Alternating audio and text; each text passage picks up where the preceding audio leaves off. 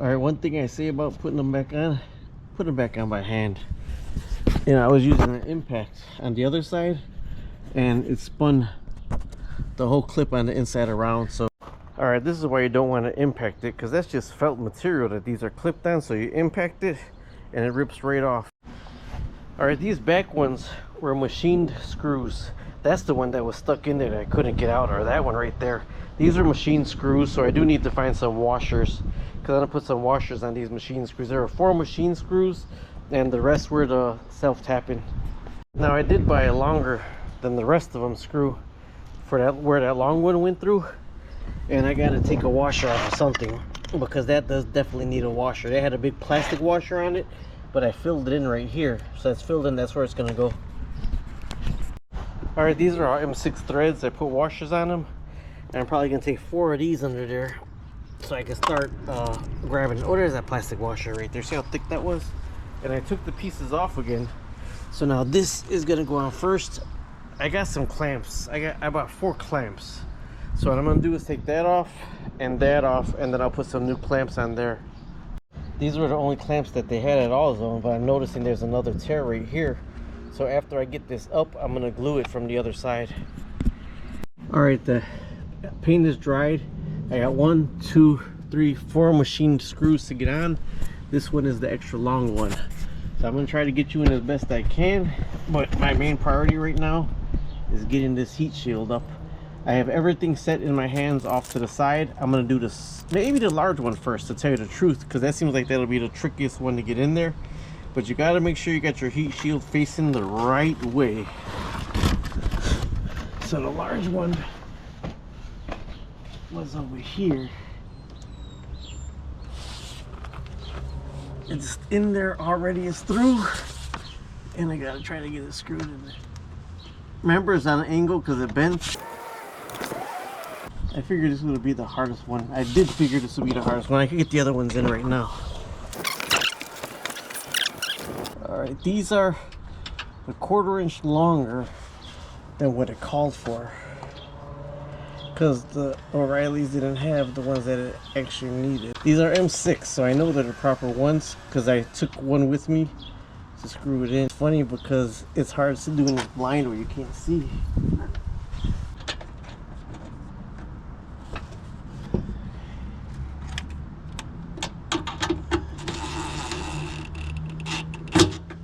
Alright, that's one of them. That's a good sign. We're back, putting it back together now. That's one that I had to poke a hole through the plastic. One's in. Next is this really big, crazy one. I'm going in blind because I can't really see it, so I'm gonna try to go under it. Okay, now I can see it. So let's go cut that out. It's in where it's supposed to be. Feels like it's not the right size bolt, but I know it is. I know it's the right size bolt. I got more. Ugh, you're not even getting here. So that's in. That's the one I got to get in. That's in. That's in. I'm trying to get these side ones in to hold it up a little bit better. I'm not doing the front ones yet because I think all those are going to be held on by the same screws.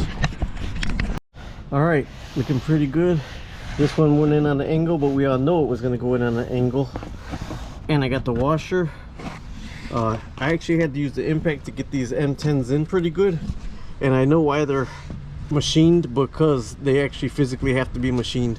So this is the only thing I little kind of worry about right here if this comes down, so I'll keep an eye on this one right here.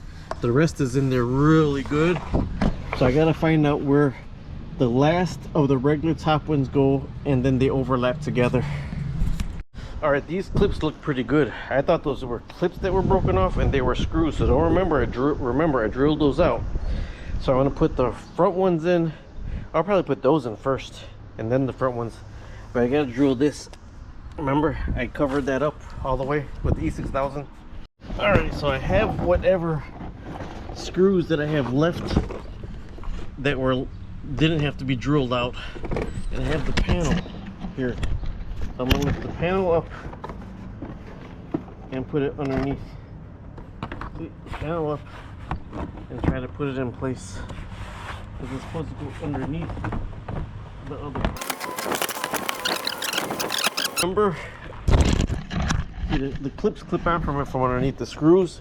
They screw into the clips. But remember, this is where it came down because all those were broken off. All those were clean break. So I gotta try to get those in right now. But what I did is I did put some, since I had no more epoxy, I put some E6000 in there also. And these are what these screw through the bottom piece up into the clips.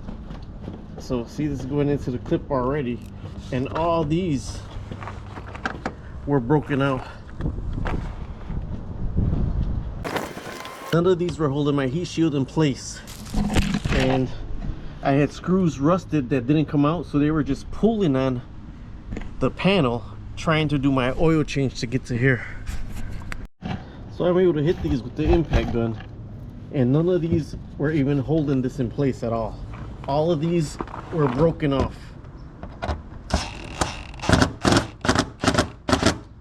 You don't want to strip them out.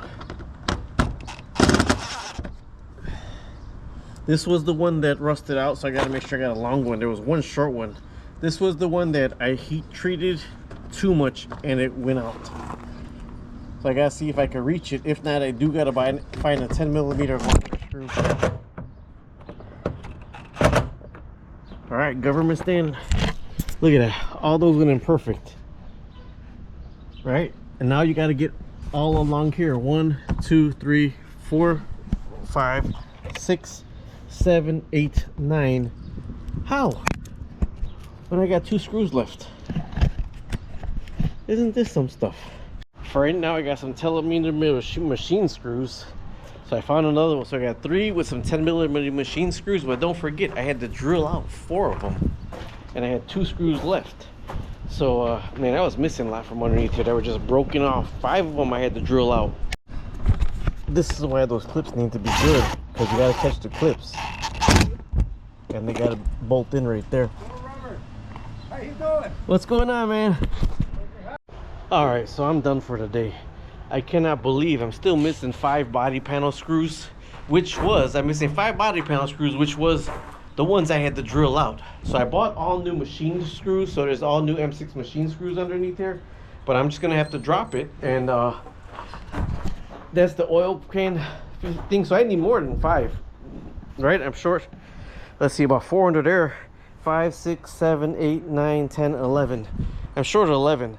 How do they do my oil change and not tell me anything that's wrong with the car?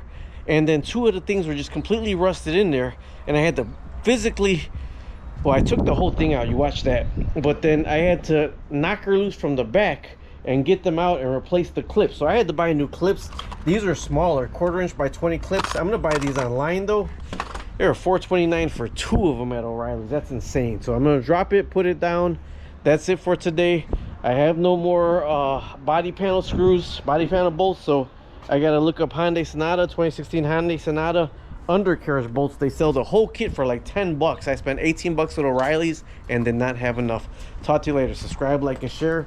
Don't forget to get the special clips and the special mounts for your lift if you're gonna be lifting the Hyundai Sonata.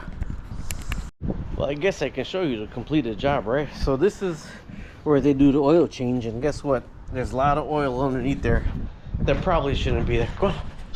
All right, so I drilled out 5 bolts that the dealership should have taken care of, and then I had to lower it down. I got to order some body panel screws for a Hyundai Sonata. They sell the whole. I would actually buy it off the internet, because to piece it together at the big box store is too expensive. It really is. That's why I didn't finish it today. This is why you gotta lift it. But see, the whole thing is up. Everything's up. Everything's buttoned up now.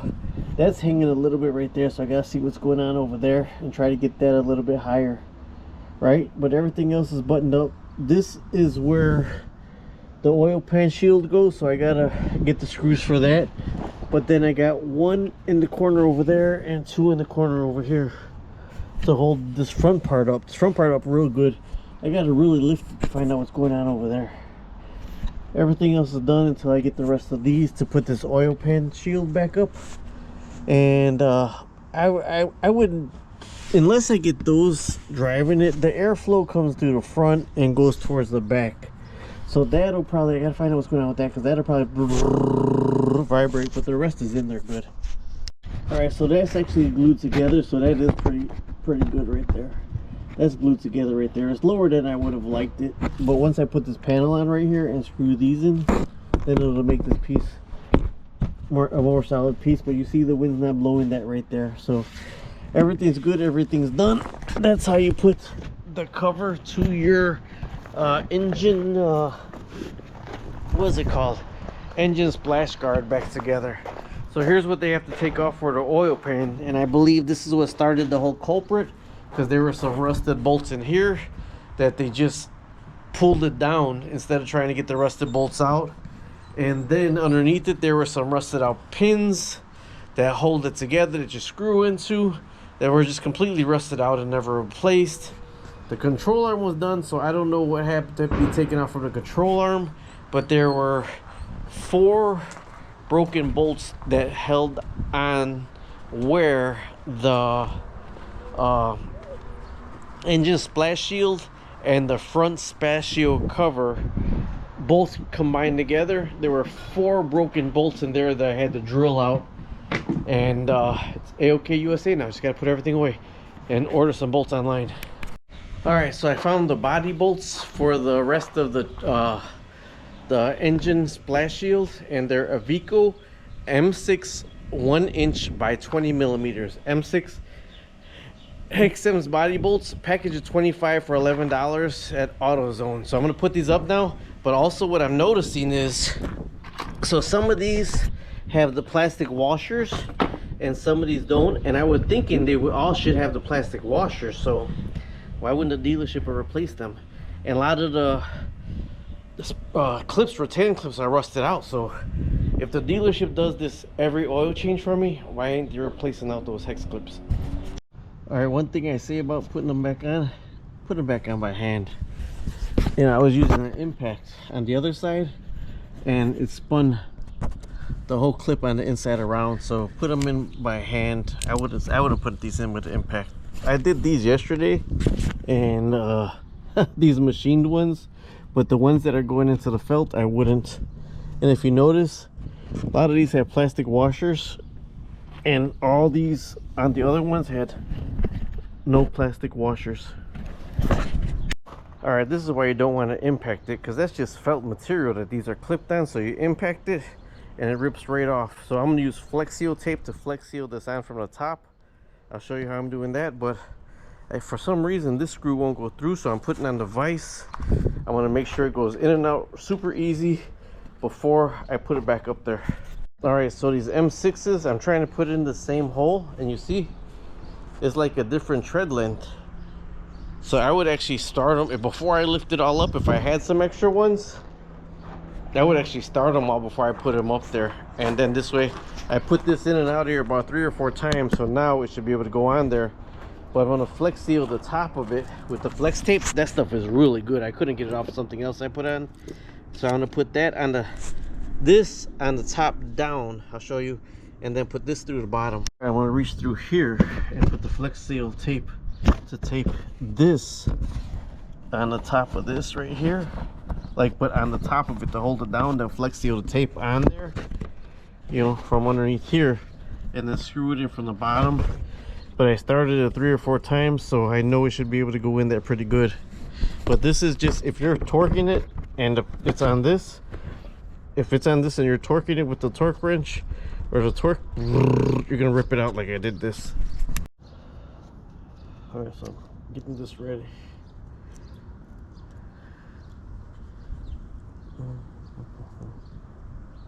This stuff is super sticky.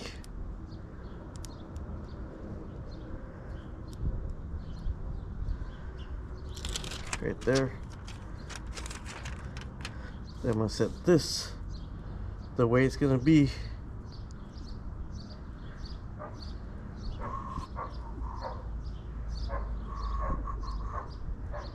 This on top of this. Then I'm gonna stick my hand in here and put it in through the top. See, I'm moving around with my hand and I'm flex sealing this down, and this flex seal is super sticky. So then I'm gonna hold it from the top and screw it in. I repeat, do not impact these. So I'm gonna hold it from the top. Even though it's flex sealed on there, that's just tape, but it's gonna hold it in there really good. And then I'm gonna screw this from the top.